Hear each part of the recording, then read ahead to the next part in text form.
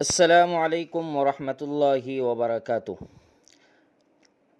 عزیز طلباء کرام، اب تک کے اسباق میں ہم نے الغزو الفکری کے فیلڈز میں سے ایک بہت ہی اہم فیلڈ استشراق کے متعلق سنا۔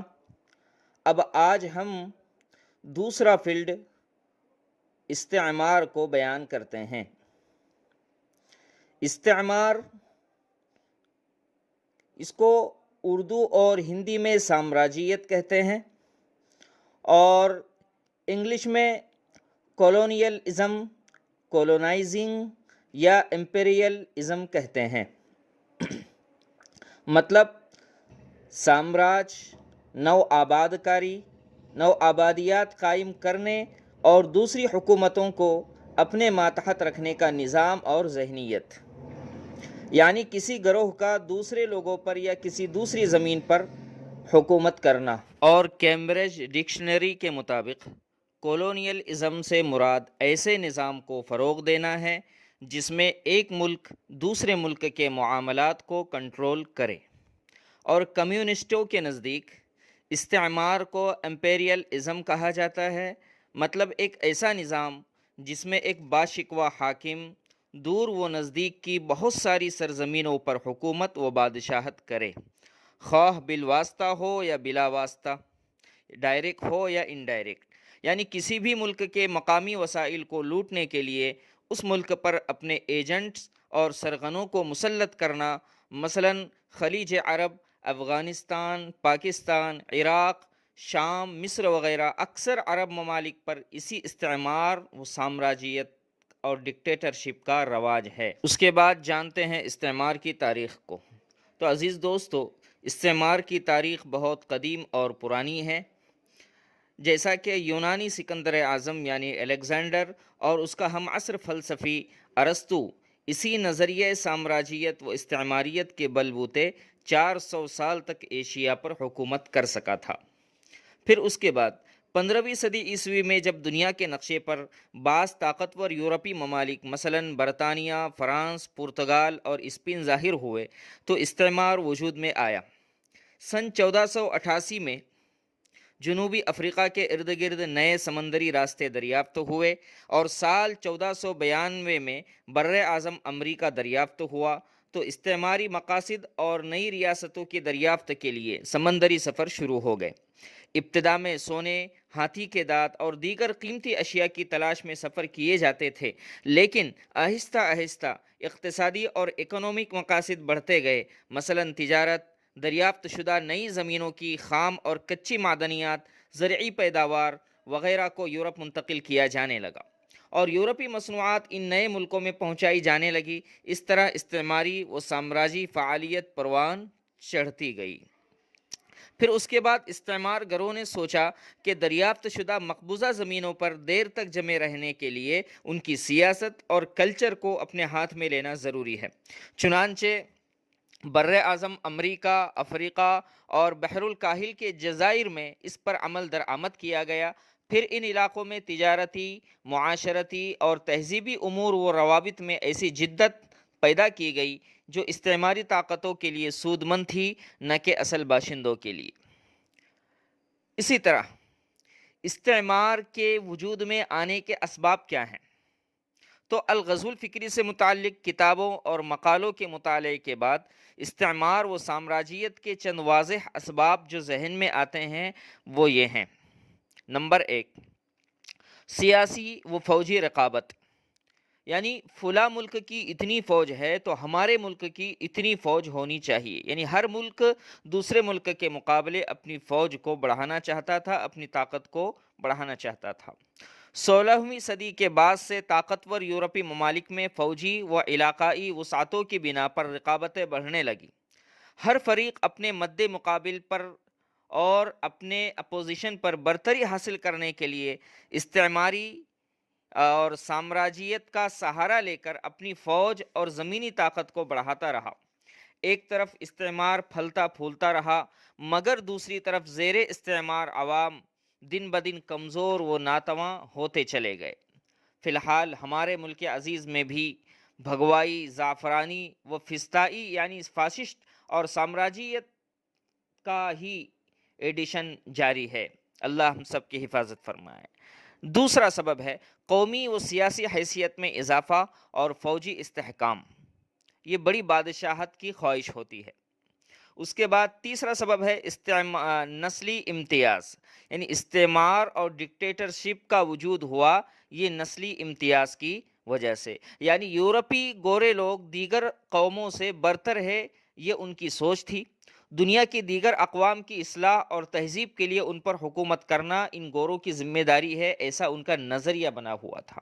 اور یہی نظریہ منووادی ہندی برہمنوں کا ہے، جو یہ سمجھتے ہیں کہ ہم بھگوان وشنو کے اوپری حصے یعنی سینے سے پیدا ہوئے اور دیگر لوگ نچلے حصے سے پیدا ہوئے، لہٰذا انہیں ہماری ماتحتی و غلامی سویکار کر لینی چاہیے کہ ہم بھگوان کے قریبی اور چہیتے ہیں۔ اور یہی دعویٰ عیسائی اور یہودیوں کا تھا، وہ کہتے تھے نحن ابناء اللہ و احباؤ، کہ ہم اللہ کے بیٹے ہیں اور اللہ کے چہیتے ہیں۔ چوتھا سبب ہے اقتصادی ضروریات میں اضافہ اور سرمایہ داریت کا شیوع اور پھیلاؤ۔ روز بروز بڑھتی ضرورتیں اور وسائل کی کمی یورپی طاقتوں کو استعمار کی طرف کھینچ لائی۔ خرید و فروخت کے بازار، خام مال اور سرمایہ کاری کے مواقع انہیں کمزور ریاستوں اور کمزور ملکوں میں مہیا ہو گئے۔ عزیز طلباء کرام، استعمار کی جدید تاریخ کو سمجھنے اور جاننے سے پہلے مناسب معلوم ہوتا ہے کہ عالم اسلام کے مقابلے میں استعمار اور کولونیل ازم کے تمہیدی اہداف اور مقاصد کیا تھے، اس کو جان لیا جائے تو خلافت راشدہ سے لے کر صلیبی جنگوں کے ختم ہونے تک، یعنی تقریباً خلافت راشدہ سے لے کر 14ویں صدی شروع ہونے تک اسلام دشمن عناصر کی استعماری سرگرمیاں 4 طرح سے ہوتی رہی۔ نمبر 1، اسلامی خلافت کا خاتمہ، اس کی کوششیں وہ کرتے رہے۔ نمبر 2، مقامات مقدسہ پر قبضے کی کوشش، اور نمبر 3، عالم اسلام پر قبضے کی کوشش، اور نمبر 4، عالم اسلام کا مکمل اور کلی طور پر خاتمہ۔ تو نمبر 1، خلافت اسلامیہ کا خاتمہ، وہ کیسے؟ مثلاً شیعی غدار ابن العلقمی کے ذریعے سقوط بغداد، خلافت بنو عباس کا خاتمہ۔ پھر 616 ہجری میں اندرون خانہ دشمنوں اور عیسائیوں کے تعاون سے چنگیز خان نے عالم اسلام پر حملہ کیا۔ پھر شیعوں کی دعوت پر اس کے پوتے ہلاکو خان نے 654 میں خلافت عباسیہ کا چراغ گل کر دیا۔ پھر مصر میں سلجوقیوں نے خلافت کا عہدہ سنبھالا۔ اس کے بعد عثمانی ترکوں کو یہ عہدہ نصیب ہوا۔ عثمانیوں نے عباسی خلیفہ کو ہی مقرر کیا، مگر اخیر میں اس نے عثمانیوں میں خلافت کی ذمہ داری دے دی، اور بدقسمتی اور اپنوں کی عیاری و مکاری سے ترکی میں بھی سقوط خلافت عثمانیہ کا سانحہ عظیمہ رونما ہوا۔ نسلاً یہودی ترک مصطفیٰ کمال پاشا نے انجمن اتحاد و ترقی کی بنیاد ڈالی، اور 1909 عیسوی میں خلیفہ کے اختیارات کو سلب اور ختم کر دیا۔ پھر 1924 عیسوی میں باقاعدہ خلافت کے سقوط کا بھی اعلان کر کے مغربی طرز جمہوریت اور ڈیموکریسی کو نافذ کر دیا گیا، جو اس دور کا صنم اکبر ہے۔ دوسری چیز ہے مقامات مقدسہ پر قبضہ۔ مقامات مقدسہ پر قبضے کے لیے عالم اسلام پر صلیبی جنگوں کا عذاب مسلط کیا گیا، جن میں ان گنت مسلمان شہید کیے گئے۔ اسلام دشمنوں کا مقصد خصوصاً بیت المقدس پر قبضہ تھا، اس لیے کہ خلافت ابوبکر صدیق رضی اللہ تعالی عنہ میں بیت المقدس فتح نہ ہو سکا تھا، البتہ اس کی فتح کا اشارہ عہد نبوی میں مل چکا تھا، اور جیش حضرت اسامہ رضی اللہ تعالی عنہ ملک شام بھیجنے کا مقصد بھی یہی تھا۔ پھر خلافت عمر فاروق رضی اللہ تعالی عنہ میں سن 16 ہجری مطابق 637 عیسوی میں بیت المقدس فتح ہوا، اور 450 سال تک اس پر مسلمانوں کا قبضہ رہا۔ پھر 1099 عیسوی میں صلیبی فوجیں اس پر دوبارہ قابض ہو گئیں۔ پھر خلافت عثمان غنی رضی اللہ تعالی عنہ میں خلافت بنو امیہ کے امیر حضرت امیر معاویہ ملک شام بشمول فلسطین وغیرہ پر قابض رہے۔ پھر اس کے بعد خلافت علی حیدر رضی اللہ تعالی عنہ میں فتوحات اسلامیہ رک گئی تھی، کیونکہ اسلامی سلطنت خانہ جنگیوں کا شکار ہو کر رہ گئی تھی، اور حضرت علی کو دشمنان اسلام یعنی فتنہ سبائیت نے جنگ جمل جو حضرت عائشہ رضی اللہ تعالی عنہا، حضرت طلحہ اور حضرت زبیر و حضرت علی رضی اللہ تعالی عنہم اجمعین کے درمیان ہوئی، اسی طرح سے جنگ صفین جو حضرت امیر معاویہ اور حضرت علی رضی اللہ تعالی عنہما کے درمیان ہوئی، اور جنگ نہروان جو خوارج اور حضرت علی رضی اللہ تعالی عنہ کے درمیان ہوئی، ان جنگوں کے اندر مسلمانوں کو ڈھکیل دیا گیا۔ پھر اس کے بعد خلافت بنو امیہ میں بھی بیت المقدس مسلمانوں کے ہی قبضے میں رہا، 70 یا 83 سال تک اموی خلافت کا دور چلتا رہا۔ پھر اس کے بعد خلافت عباسیہ، خلافت بنو امیہ کے خاتمے کے بعد خلافت بنو عباس میں منتقل ہوئی، اور آگے چل کر اسی خلافت کی زیر نگرانی جبکہ خلافت عباسیہ متزلزل تھی، اس میں پھر علماء اسلام کے حوصلے سے عماد الدین زنگی، نور الدین زنگی اور صلاح الدین ایوبی جیسے شہسوار اٹھے۔ 1127 عیسوی میں عماد الدین رحمۃ اللہ علیہ نے صلیبیوں کے خلاف جہاد کا اعلان کیا، کئی علاقے آزاد کرائے، تو شیعی باطنیہ فرقوں نے صلیبیوں کے ساتھ ساز باز کر کے اس مرد مجاہد کو بوقت شب اپنے خیمے میں سوتے ہوئے شہید کر دیا۔ انا للہ و انا الیہ راجعون۔ پھر 542 ہجری مطابق 1147 عیسوی میں نور الدین زنگی رحمۃ اللہ علیہ نے جہاد کا اعلان کیا، اور 1168 عیسوی میں اسلامی ممالک کے ماہرین کے ذریعے مسجد اقصیٰ کے لیے عالی شان ممبر تیار کروایا۔ 11 شوال 569 ہجری مطابق 15 مئی 1174 عیسوی کو یہ زنگی ستارہ غروب ہو گیا۔ انا للہ و انا الیہ راجعون۔ پھر اس کے بعد مشہور مجاہد و غازی سلطان صلاح الدین ایوبی رحمۃ اللہ علیہ نے مصر پر 24 سال اور شام پر 19 سال حکومت کی، 16 سال میدان جہاد میں گھوڑے کی پیٹھ پر گزار دیے۔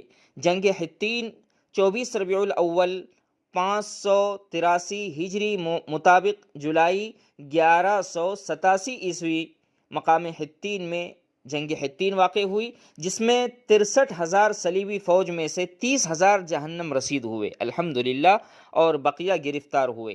اس طرح 91 سال بعد پھر بیت المقدس مسلمانوں کے قبضے میں آ گیا الحمدللہ، اور 27 رجب 583 ہجری مطابق 12 اکتوبر 1187 عیسوی کو بروز جمعہ ملکوتی جلوس شب معراج میں مقدس سرزمین میں داخل ہوا۔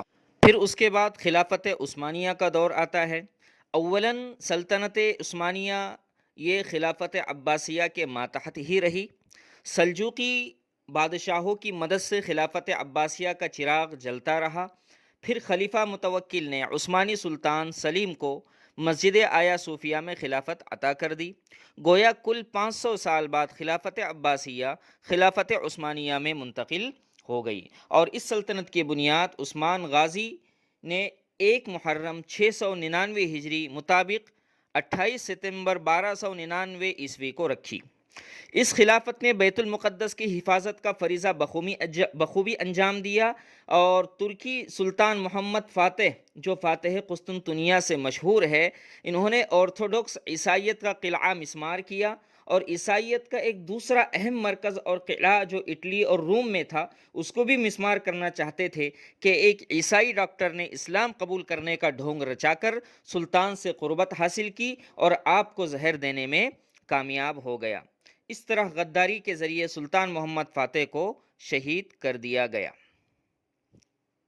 پھر اس کے بعد خلافت عثمانیہ کے خلاف یہودیوں نے اپنا پہلا ایجنٹ اور ڈکٹیٹر تیار کیا، جس کو محمد علی پاشا البانی کہا جاتا ہے۔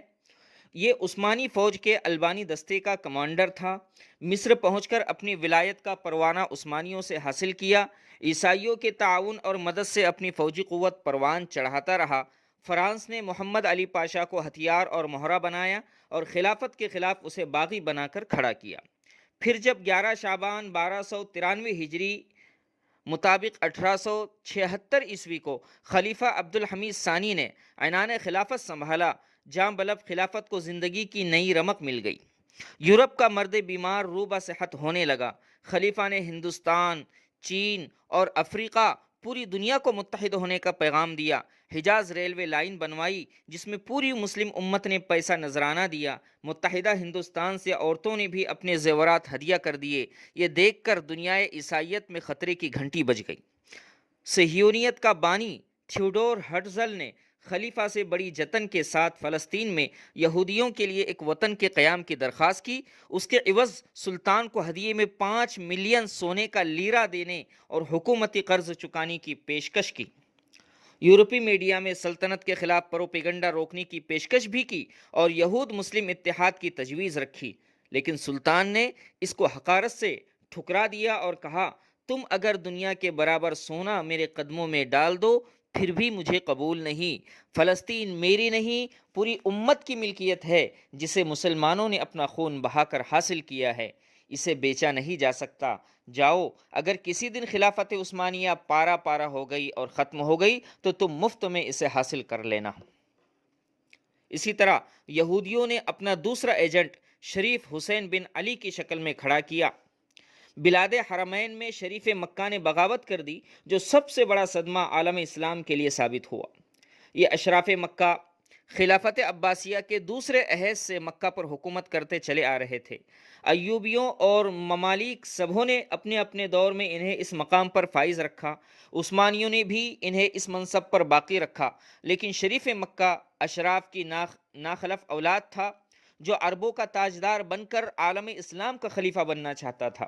جب خلیفہ عبد الحمید ثانی کو معزول کر دیا گیا تو شریف مکہ نے 9 شعبان 1308 ہجری مطابق 1916 عیسوی کو عرب انقلاب کے نام پر خلافت کے خلاف علم بغاوت بلند کیا۔ ادھر عثمانی فوج کی کمان غدار منافق مصطفیٰ کمال پاشا کے ہاتھوں تھی۔ وہ عمدن فیصل بن شریف کے مقابل شکست کھا گیا اور فیصل نے حجاز ریلوے لائن جو دنیا بھر کے مسلمانوں کے خون پسینے سے بنی تھی اسے اکھاڑ پھینکا۔ اسی موقع پر علامہ اقبال رحمۃ اللہ علیہ نے ہندوستان والوں سے کہا تھا، کیا خوب امیر فیصل کو سنوسی نے پیغام دیا، تو نام و نسب کا حجازی رہا پر دل کا حجازی بن نہ سکا۔ پھر جب برطانوی صلیبیوں کو اپنے مقصد یعنی سقوط خلافت میں کامیابی مل گئی تو انہوں نے حجاز میں ایک دوسری طاقت آل سعود کو شاہ عبد العزیز کی قیادت میں کھڑا کیا، ان کی پشت پناہی کی اور شریف کے خاندان کو وہاں سے چلتا کر دیا، اس لیے کہ غداروں کا انجام یہی ہوتا ہے۔ پھر اس کے بعد ہے عالم اسلام پر قبضہ۔ یورپ کا مقصد صرف بیت المقدس پر ہی قبضہ نہیں بلکہ عالم اسلام کی زرخیز اور سرسبز و شاداب زمینوں اور قدرتی وسائل کو ہتھیانا ہے۔ چنانچہ جنگ عظیم ثانی کے بعد ملک شام کے 4 حصے کر دیے گئے، اردن، فلسطین، لبنان اور موجودہ سیریا۔ ترکی کے ماتحت تمام ریاستوں کو الگ کر کے کمزور کر دیا گیا۔ متحدہ ہندوستان پر قبضہ کر کے اسے مختلف حصوں پاکستان، بنگلہ دیش میں تقسیم کر دیا گیا۔ قومیت اور وطنیت پرستی کو ہوا دی گئی۔ خلیجی ریاستوں پر اپنے من پسند حکمران بٹھا دیے گئے۔ اور اس کے بعد ایک اور چیز ہے عالم اسلام کا مکمل خاتمہ۔ صلیبی عیسائی دنیا کے ساتھ تاتاریوں اور منگولوں کو اپنے ساتھ لے کر عالم اسلام پر دھاوا بول رہے تھے تاکہ دنیا سے اسلام کا کلی خاتمہ کیا جا سکے اور اپنے مذہب عیسائیت کے عالمگیر غلبے کی کوشش کی جائے۔ یہ لوگ دین اسلام کا چراغ بجھانے کی تگ و دو میں لگے ہوئے تھے، لیکن اللہ پاک نے اس دین کی حفاظت فرمائی، اس کا ذمہ اپنے سر لیا، کافروں اور مشرکوں کی غلیظ حرکتوں کو ناکام کر دیا۔ قرآن کریم میں ارشاد خداوندی ہے، یریدون لیطفئوا نور اللہ بافواہہم واللہ متم نورہ ولو کرہ الکافرون هو الذی ارسل رسولہ بالہدی ودین الحق لیظہرہ علی الدین کلہ ولو کرہ المشرکون۔ سورہ حشر آیت نمبر 8 اور 9۔ یعنی اللہ پاک نے اس دین کی حفاظت کا ذمہ لے رکھا ہے۔ کافروں اور مشرکوں کو کتنا ہی ناگوار اور برا لگے، وہ اس دین کو دیگر ادیان اور دیگر مذہبوں پر غالب کر کے رہے گا۔ عزیز طلباء کرام، پھر یہ سوال پیدا ہونا چاہیے کہ استعمار کی ناپاک حرکتوں اور کوششوں کے باوجود عالم اسلام کا کلی طور پر خاتمہ کیوں نہیں کیا جا سکا؟ اس کے کیا اسباب ہیں؟ تو اس کے چند اسباب ہیں، مثلا خلافت بنو عباس کا مصر میں بحال ہو جانا، اسی طرح علم جہاد کا بلند رہنا، اور تیسری چیز ہے دعوت اسلام، یعنی اسلام کی دعوت اور تبلیغ کی وجہ سے تاتاریوں کا مسلمان ہو جانا۔ علامہ اقبال رحمۃ اللہ علیہ نے اس کی طرف یوں اشارہ کیا ہے عیاں یورش تاتار کے افسانے سے، پانسباں مل گئے کعبے کو صنم خانے سے۔ تاتاریوں کی اکثریت آج کل روس اور سائبریا میں، اور روس، ایران اور افغانستان کی سرحد پر آباد ہے۔ یہ لوگ مذہباً اہل سنت مسلمان ہیں۔ منگولی شہزادہ احمد تکودار بن ہلاکو خان نے سب سے پہلے 683 ہجری مطابق 1284 میں اسلام قبول کیا تھا۔ قصۃ الاسلام یعنی islamstory.com پر جس کے مشرف دکتور راغب السرجانی ہیں، انہوں نے لکھا ہے کہ ہلاکو خان کی وفات کے 18 سال بعد تکودار مشرف بہ اسلام ہوا۔ عالم اسلام کے علماء و فقہاء اس کے اسلام سے بہت خوش ہوئے اور اسے حامی اسلام و مسلمین اور ناشر لدین اللہ المبین میں شمار کیا جانے لگا۔ سلطان مصر منصور قلاوون کی طرف اس نے پیغام امن بھیجا، اور اس وفد میں شیخ الاسلام کمال الدین عبد الرحمن الرافعی اور علامہ قطب الدین الشیرازی، بہاؤالدین اتابک اور مسعود سلطان سلاجقہ روم کو بھیجا، جنہوں نے سلطان قلاوون کو تکودار کے اسلام کی خبر دی، احیاء شریعت اسلامیہ معاشرہ منگول میں قائم کرنے کی تاکید کی، اصلاحات و تعمیرات مساجد و مدارس، تیسیر حج، شؤون حجاج کی رعایت میں تکودار کی رغبت بتلائی، یعنی یہ شوق تکودار کے بارے میں بتلایا کہ یہ مسلمان ہوا، اور ساتھ ہی مسلمانوں کی اصلاح، منگولوں کے اسلام لانے کی جد و جہد، مسجدوں اور مدرسوں کی تعمیر اور اصلاحات، حاجیوں کی رہنمائی اور حاجیوں کے قافلوں کی دیکھ بھال میں بہت زیادہ شوق اور رغبت رکھتا ہے۔ نیز یہ بھی بتایا کہ پڑوسی مسلم ریاستوں سے امن اور سلامتی کا معاہدہ اور ایگریمنٹ کرنا چاہتا ہے۔ سلطان قلاوون نے حوصلہ افزا کلمات کے ساتھ ساتھ تکودار سے ممالک مصر اور منگولوں کے درمیان حلف نامہ تیار کروانے کی پیشکش کی، تاکہ صلیبیوں کے خلاف متحد ہو کر لڑا جا سکے۔ سبحان اللہ، ابھی 658 یعنی 1260 عیسوی کی بات تھی کہ تکودار کا باپ ہلاکو خان سلطان مصر سیف الدین قدس کو وعید اور تہدید، دھمکیوں بھرا خط سر تسلیم خم کرنے کا پیغام دیتا ہے ان الفاظ کے ساتھ: من ملك الملوك شرقا وغربا القائد الأعظم يعلم الملك المظفر وسائر أمراء دولته أنا نحن جند الله في أرضه سلطنا على من حل به غضبه فمن طلب حربنا ندم ومن قصد أمامنا سلم۔ کہ مشرق و مغرب کے بادشاہوں کے بادشاہ کی جانب سے یہ خط ہے جو قائد اعظم ہیں ملک مظفر اور اس کے ارکان سلطنت کو یہ جان لینا چاہیے کہ ہم منگول یہ اللہ کی زمین میں اللہ کا لشکر ہیں۔ اللہ نے ہم کو ان لوگوں پر مسلط کیا جن پر اللہ غضبناک ہوا، پس جو شخص جو سلطنت ہمارے ساتھ جنگ کو طلب کرے گی اسے شرمندگی برداشت کرنی ہوگی، اور جو ہمارے سامنے ہتھیار ڈال دے گا، میانہ رو ہوگا، وہ مامون اور محفوظ ہو جائے گا۔ اور آج 681 ہجری مطابق 1282 عیسوی اس کا 7واں بیٹا تکودار اپنے اسلام لانے کی خبر بھیج رہا ہے۔ بہرحال اپنے بھتیجے کے ہاتھوں 26 26 جمادی الاولیٰ 683 ہجری مطابق 10 اگست 1284 عیسوی کو احمد تکودار شہید کر دیا گیا۔ انا للہ و انا الیہ راجعون۔ یہ پہلا منگولی شہزادہ تھا جس نے اسلام کو اپنا کر اپنی جان آفرین کے حوالے کی۔ طلباء کرام، اب اس کے بعد آئندہ سبق میں استعمار جدید، اس کے اہداف و مقاصد اور استعمار و اسلام کے مابین موازنہ آپ کے سامنے پیش کیا جائے گا۔ اللہ تبارک و تعالی ہم سب کو استعماری سرگرمیوں سے محفوظ فرمائے، امت مسلمہ کی اور عالم اسلام کی حفاظت فرمائے۔ والسلام علیکم ورحمۃ اللہ وبرکاتہ۔